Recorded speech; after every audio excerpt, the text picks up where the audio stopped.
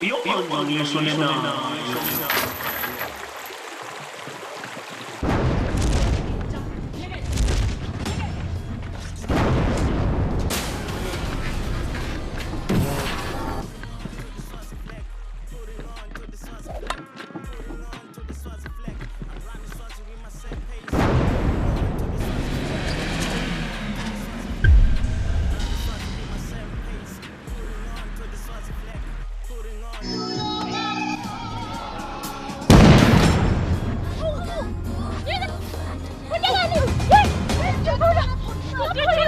Chale maphoyisa, chale maphoyisa.